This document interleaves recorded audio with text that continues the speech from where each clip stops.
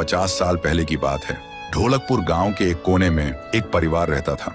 उस परिवार में था पीहू, उसका बड़े भाई साहुर और उनके मम्मी पापा। एक सुबह पीहू और साहुर घर के बाहर खेल रहे थे और अंदर उनकी मम्मी किचन में खाना बना रही थी। वो थोड़ी जल्दी में थी और तभी अचानक उनके कपड़ों में आग लग जाती है। वो चीख चीख के चिल्लाने लगती हैं। पीहू और साहुर मम्मी की चीख सुनकर भागकर अंदर आते हैं और जैसे ही मम्मी को जलते हुए देखते हैं वो चिल्लाते हैं, पापा जल्दी आओ पापा।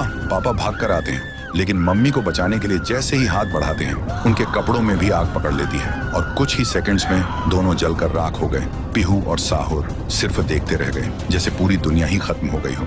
अब पीहू घर में अकेली रहने लगी और साहुर हर दिन खेतों में काम करता, सिर्फ इसलिए ताकि उसकी बहन भूख से ना रहे। एक पूर्णिमा की रात थी।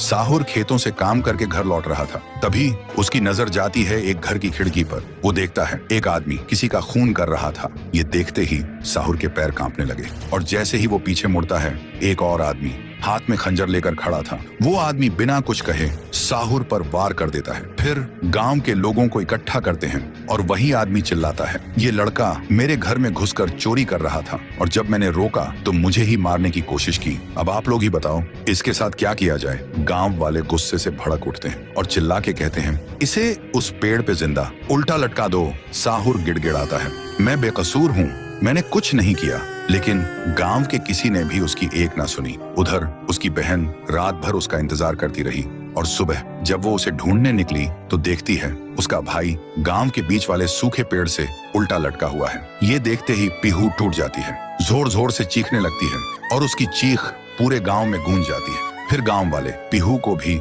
चोर का बहन कहकर गांव से निकाल देते हैं और तब से साहुर की आत्मा उस पेड़ के अंदर समा गई थी और पीहू गांव के बाहर एक झोपड़ी में रहने लगी थी। रोज एक पेड़ के नीचे बैठकर भीख मांगती थी लेकिन कोई भी उसे कुछ भी खाने को नहीं देता था। वो बस भूखी पेट पेड़ के नीचे लेटी रहती थी। साहुर भी अपनी बहन का दर्द महसूस कर पाता था लेकिन वो कुछ नहीं कर सकता था। फिर एक दिन पीहू रास्ते में खाना मांग रही थी और तभी एक नशे में चली गाड़ी ने उसे कुचल दिया था। तब से पीहू एक भूखी आत्मा बन गई जो हर गांव में भटकती थी, सिर्फ एक ही बात कहकर, मुझे भूख लगी है। ये सब याद करते ही तुंग तुंग तुंग साहुर की आंखों से आंसू टपकने लगते हैं और तभी उसे एक आवाज सुनाई देती है और बिना कुछ सोचे तुंग तुंग तुंग साहुरा उस सूखे पेड़ के अंदर से निकलता है और अंधेरे में सीधा उस आवाज की तरफ चल पड़ता है। तो दोस्तों, अगर आप चाहते हो कि अगले पार्ट में पीहू, गुड़िया और तुंग तुंग तुंग साहुर की पावर दिखाई जाए तो इस वीडियो को 2 लाख लाइक्स तक पहुंचाओ,